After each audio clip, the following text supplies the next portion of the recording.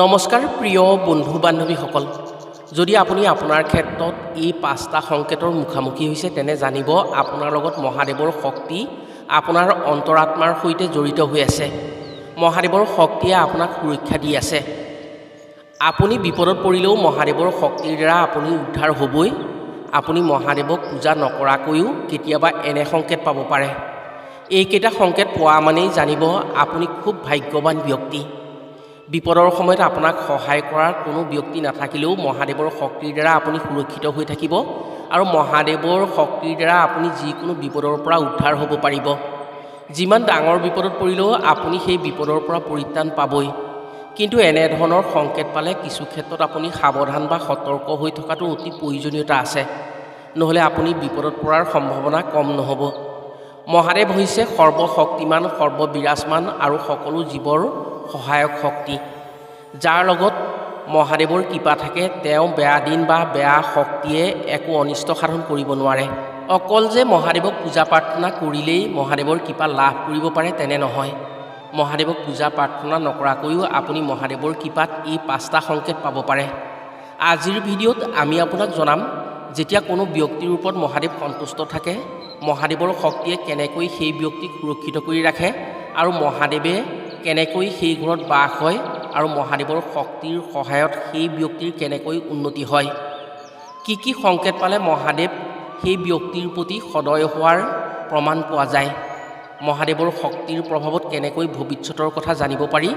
এখন ঘৰত মহাদেৱৰ শক্তিৰ প্ৰভাৱ থাকিলে কেনেকৈ জানিব পাৰি সেই ঘৰত মহাদেৱৰ শক্তি আছে আৰু সেই ঘৰখনে কেনেকৈ উন্নতি কৰি শক্তিশালী হ'ব পাৰে। সেয়েহে আপুনি মহাদেৱক পূজা কৰক বা নকৰক, আজিৰ ভিডিঅ'টো সম্পূৰ্ণকৈ চোৱাটো আপোনাৰ উন্নতিৰ ক্ষেত্ৰত অতি দৰকাৰী কথা হ'ব। যিসকলে আজিৰ ভিডিঅ'টো শেষলৈকে চাব তেওঁলোকে দেৱাদিদেৱ মহাদেৱৰ শক্তিৰে সুৰক্ষিত হোৱাৰ উপৰিও সংকেতকেইটাৰ বিষয়ে জানিব পাৰিব, লগতে মহাদেৱৰ শক্তিয়ে তেওঁক কেনেকৈ সুৰক্ষিত কৰি ৰাখিছে কথাসমূহ জানি নিশ্চয় উপকৃত হোৱাৰ সুযোগ পাব।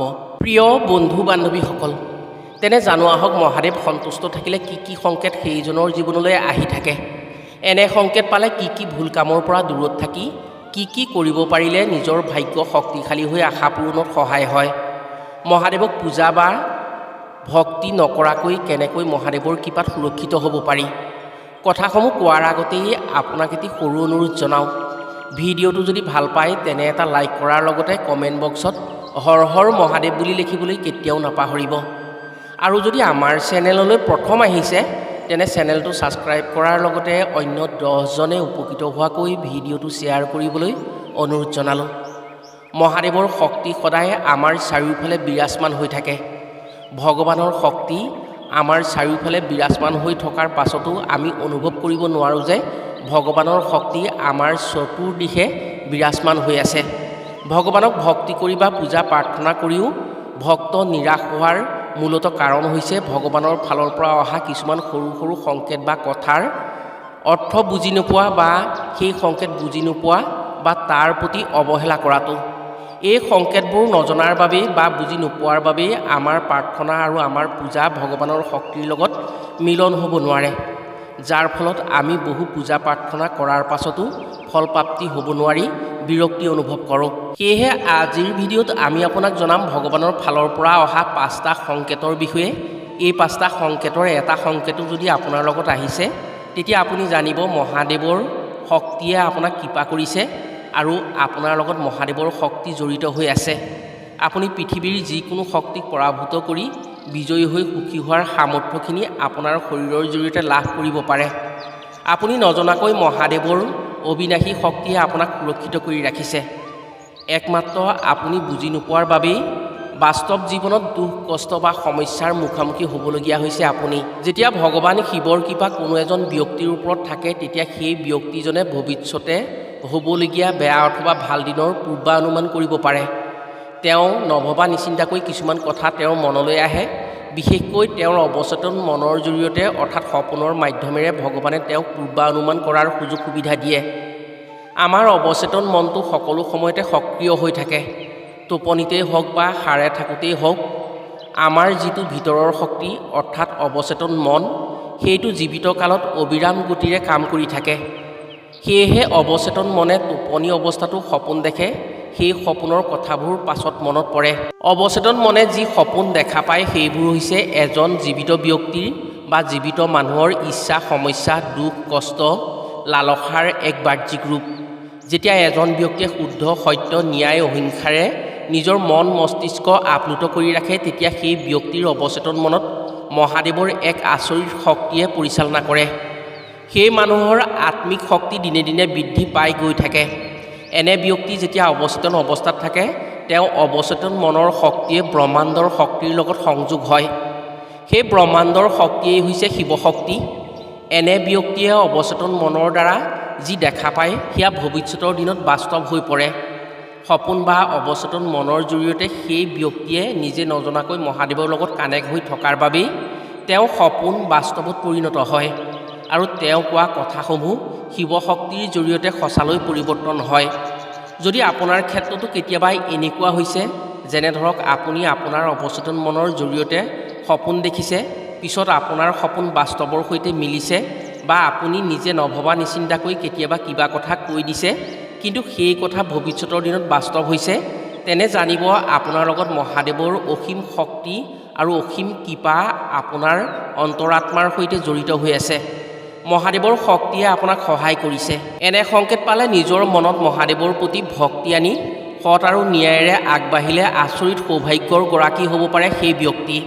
দ্বিতীয়তে হৈছে, যদি কোনো এজন মানুহে পূৰ্বানুভৱ কৰি কিবা কথা কোৱাৰ পাছত সেয়া সঁচা হৈ যায় বা তেওঁৰ কথা ৮০ৰ পৰা ১০০% সঁচা হয় বা ফলিয়াই যায়, সেইটো মহাদেৱৰ সংকেত হিচাপে ধৰা হয়। যদি পূজা বা প্ৰাৰ্থনা কৰি থকাৰ সময়ত হঠাৎ কোনো এক বিচাৰ আহি যায় আপোনাৰ মনত, নাইবা পূজা বা প্ৰাৰ্থনা কৰি আহি কিবা কথা আপুনি কৈ দিছে কিন্তু সেইটো বাস্তৱ হৈ যায়, যেনে ধৰক বহু মানুহে কয় আজি মোৰ মনটো ভাল লাগি আছে, কিবা ভাল খবৰ আহিব পাৰে, বা মনটো দুখ দুখ লাগি আছে, কিবা বেয়া খবৰ অহাৰ সম্ভাৱনা আছে, পিছত সেই কথা সঁচা হৈ পৰে, বেয়া বা ভাল খবৰ নিশ্চিতভাৱে আহে। এনেবোৰ সংকেত মহাদেৱৰ শক্তিৰ দ্বাৰাহে সম্ভৱ হয়। এনে সংকেত যদি কোনো লোকে পায়, তেনে সেই ব্যক্তিৰ ওপৰত মহাদেৱৰ পূৰ্ণ কৃপা থাকে। সেয়েহে তেওঁ মনৰ শক্তিৰ সৈতে মহাদেৱৰ শক্তি সক্ৰিয় হৈ আছে। সেয়েহে তেওঁ নভবা নিচিন্তাকৈ নিজৰ মনৰ জৰিয়তে অনাগত সময়ত হ'বলগীয়া পূৰ্বাভাস পাই গৈছে। ইয়াৰ অন্তৰালত থকা আচল কথাটো হৈছে শিৱ সত্য, শিৱ সুন্দৰ, শিৱ বাস্তৱ, শিৱ ন্যায়। আপোনাৰ অন্তৰাত্মাত সেই সত্য, সুন্দৰ, ন্যায় আৰু বাস্তৱ কেওটা গুণেৰে স্থিতি লোৱাৰ ক্ষমতা আছে, যাৰ বাবে আপোনাৰ হৃদয়ত শিৱশক্তি বিৰাজমান হৈ আছে। সেয়েহে ব্ৰহ্মাণ্ডৰ শক্তিৰ সৈতে মিলিত হৈ আপোনাৰ মনত এনে ভাৱৰ উদয় হৈছে, আপুনি যি কথা কৈছে সেয়া সঁচালৈ পৰিণত হৈছে। এনে সংকেত আপোনাৰ ক্ষেত্ৰত যদি পায়, তেনে আপুনি সেই ধ্যান ধাৰণা অটুট ৰাখক। পৃথিৱীৰ কোনো শক্তিয়ে আপোনাক একো অপকাৰ বা ক্ষতি কৰিব নোৱাৰে। তৃতীয়তে, ভগৱান শিৱ হৈছে ব্ৰহ্মাণ্ডৰ আধাৰ। ব্ৰহ্মাণ্ডৰ চুকে কোণে মহাদেৱৰ শক্তি সঞ্চাৰিত হৈ থাকে। যেতিয়া কোনো ব্যক্তিৰ অন্তৰাত্মাৰ শিৱৰ শক্তিৰ দ্বাৰা সংযোগ হয়, তেতিয়া তেওঁ শৰীৰত, মন মগজু সকলোতে দয়াৰ ভাৱ সৃষ্টি হয়। শিৱ হৈছে দয়াৰ সাগৰ, সেয়েহে তেওঁক আশুতোষ বুলিও কোৱা হয়। যেতিয়া কোনো ব্যক্তিয়ে তেওঁৰ জীৱনত সমস্যাসমূহ লাহে লাহে সমাধান কৰাৰ বাট বিচাৰি পায় বা তেওঁৰ জীৱনৰ পৰা সমস্যাসমূহ লাহে লাহে কমি যায়, বন্ধ হৈ থকা কোনো কাম খোলা হৈ পৰিব, যি কাম কৰিব তাত নিজৰ লগতে 10জন উপকৃত হোৱাৰ ইংগিত থাকিব, জানিব সেই ব্যক্তিৰ ওপৰত শিৱশক্তিৰ প্ৰভাৱ পৰিবলৈ আৰম্ভ কৰিছে। শিৱশক্তিৰ বাহিৰে সুখী আৰু ভোগী কোনো জীৱই হ'ব নোৱাৰে। শিৱশক্তিৰ জৰিয়তে জীৱই সমস্যাৰ পৰা মুক্ত হ'ব পাৰে। সেয়েহে শিৱক মুক্তিনাথ বুলিও কোৱা হয়। প্ৰতিজন মানুহৰ জীৱনত সমস্যা থাকে। সেই সমস্যাৰ পৰা বাচিবৰ বাবে প্ৰতিজন মানুহেই চেষ্টা কৰে, কিন্তু বহু মানুহে নিজৰ সমস্যাৰ অন্ত কৰিব নোৱাৰে। সমস্যাৰ হেঁচাত তেওঁ স্থান পৰিৱৰ্তন কৰিবলগীয়া হয়। বহুতে কয় কৰ্ম নকৰিলে কেতিয়াও নহয়, কৰ্মই হৈছে ধৰ্ম, কৰ্মৰ দ্বাৰাহে সকলো সম্ভৱ হয়। এতিয়া এটা কথা ভাবকচোন, আপুনি জানো কৰ্ম নকৰাকৈ আছে? যদি কৰি আছে, তেনে কিয় আপোনাৰ ক্ষেত্ৰত সমস্যাৰ অন্ত হোৱা নাই? বাৰে বাৰে আপোনাৰ ক্ষেত্ৰত কিয় সমস্যা আহি আছে? জীৱনৰ পৰা সমস্যা মুক্ত হোৱাৰ একমাত্ৰ উপায় হৈছে শিৱশক্তি আৰু শিৱ সন্তুষ্ট। অৱশ্যে শিৱই আপোনাৰ সমস্যা কাঢ়ি লৈ নাযায়। যদি সৎভাৱেৰে নিজৰ অন্তৰেৰে তেওঁক ধ্যান কৰি স্থান দিব পাৰে আপোনাৰ হৃদয়ত। আপোনাৰ মন মগজুত শিৱৰ সেই অজেয় শক্তিৰ প্ৰভাৱত এনে কিছুমান জ্ঞানৰ সৃষ্টি হ'ব, যাৰ প্ৰভাৱত আপুনি আপোনাৰ সমস্যা অন্ত কৰি সুখী হ'ব পাৰিব। যদি কোনো লোকৰ সমস্যাপূৰ্ণ জীৱনৰ পৰা লাহে লাহে সমস্যাসমূহ নিজে নিজে কমি গৈছে, আগৰ তুলনাত তেওঁৰ ভাৱভক্তি বৃদ্ধি হৈ দয়াৰ ক্ষমতা বৃদ্ধি হৈছে, মন মগজু শান্ত ভাৱৰ সৃষ্টি হৈ দয়াশীল হৈছে, তেনে জানিব তেওঁৰ অন্তৰত শিৱৰ শক্তিৰ সংযোগ হৈছে, যাৰ বাবে তেওঁ অন্তৰাত্মাত থকা ভাৱধাৰা সলনি হৈ পৰিছে। মহাদেৱৰ কৃপা লাভ কৰা চতুৰ্থ সংকেতটো হৈছে ব্ৰহ্ম মুহূৰ্ততে টোপনি ভগা বা ব্ৰহ্ম মুহূৰ্ততে সাৰ পাই যোৱা। ব্ৰহ্ম মুহূৰ্ত এনে এক দৈব্য আৰু পবিত্ৰ সময়। সেই সময়ত সমস্ত দেৱী দেৱতাৰ শক্তি যোগাত্মক হৈ ব্ৰহ্মাণ্ডত বিয়পি থাকে। এনে সময়ত যদি কোনো ব্যক্তি টোপনিৰ পৰা সাৰ পাই নিজে নিজে যায়, এয়া কোনো সাধাৰণ কথা নহয়। এই কথাই এই সংকেত দিয়ে যে আপুনি মহাদেৱৰ শক্তিৰ লগত আপোনাৰ অন্তৰাত্মাৰ শক্তিৰ সংযোগ কৰিছে, যাৰ ফলত ব্ৰহ্ম মুহূৰ্তৰ দৈবিক প্ৰভাৱে আপোনাৰ অৱচেতন মনত প্ৰৱেশ কৰি আপোনাক জাগ্ৰত কৰিছে, যাৰ ফলস্বৰূপে আপুনি নজনাকৈ আপোনাৰ টোপনি ভাগি জাগ্ৰত ৰূপত নিজকে সচকিত কৰিবলৈ বাধ্য হৈ পৰিছে। যদি আপোনাৰ লগত এনে হৈছে, তেনে বুজিব আপোনাৰ ওচৰত মহাদেৱৰ শক্তিৰ প্ৰভাৱ পৰিছে, যাৰ পৰিপ্ৰেক্ষিতত আপোনাৰ অন্তৰাত্মাই যোগাত্মক শক্তিৰ আভাসৰ কথা বাৰুকৈ অনুমান কৰিব পাৰিছে। দিনটোৰ পবিত্ৰ আৰু দৈব্য শক্তিৰে পৰিপূৰ্ণ সময়ছোৱাই আপোনাক জাগ্ৰত কৰি আপোনাৰ কৰ্তব্যৰ কথা সোঁৱৰাই দিছে বা মনত পেলাই দিছে। এনে সংকেত যদি আপুনি পাইছে, তেনে এলাহ বা বিৰোধ নকৰি আপুনি শয্যা ত্যাগ কৰি ভগৱানৰ প্ৰতি ধ্যান ধাৰণা বৃদ্ধি কৰি যি কামতেই আগ নাবাহক কিয়, সেই কামতেই আপুনি সফলতা লাভ কৰিব পাৰিব। যদি আপুনি সপোনত শিৱলিংগ বা শিৱ মন্দিৰ দেখা পাইছে, নাইবা যদি শিৱলিংগক পূজা কৰি মহাদেৱৰ মন্ত্ৰ জপ কৰা বা প্ৰাৰ্থনা কৰা সপোনত আপুনি দেখিছে, তেনে জানিব এই সংকেত আপোনাৰ বাবে এক মহান সংকেত। এনে সপোন দেখা মানেই আপোনাৰ ভাগ্যৰ পৰিৱৰ্তন আহিছে, কাৰণ যাক দৰ্শন কৰাৰ বাবে বছৰ বছৰ ধৰি ধ্যান ভক্তি কৰিও দেখাৰ ভাগ্য নহয়, মহাদেৱৰ কৃপাত তেনে মহাভাগ্য আপোনাৰ বাবে সহজ হৈ পৰিছে। এনে সংকেত পালে ভাগ্যৰ উন্নতিৰ লগতে জনম জনমৰ পুণ্য লাভ কৰিব পাৰে। প্ৰিয় বন্ধু বান্ধৱীসকল, যদি আপুনি এই পাঁচোটা সংকেতৰ এটা হ'লেও সংকেত পাইছে, তেনে নিঃসন্দেহে আপোনাৰ ভাগ্যত সৌভাগ্য আহিছে আৰু মহাদেৱৰ কৃপাত আপোনাৰ উন্নতি আহি গৈছে। মহাদেৱৰ কৃপা আপোনাৰ ওপৰত পৰিছে। এনে সংকেত পোৱাৰ পাছত যদি আপুনি ভাৱভক্তিৰে মহাদেৱক নিজৰ অন্তৰাত্মাত ৰাখি সৎকৰ্ম কৰিব পাৰে, তেনে আপুনি পৃথিৱীত ইমানেই উন্নতি কৰিব পাৰিব, আপোনাৰ উন্নতিত কোনো শক্তিয়ে বাধা দি ৰাখিব নোৱাৰে। কাৰণ শিৱ শক্তি আপোনাৰ লগত আছে। শিৱ শক্তিৰ জৰিয়তে আপোনাৰ সকলো উন্নতি আহিব।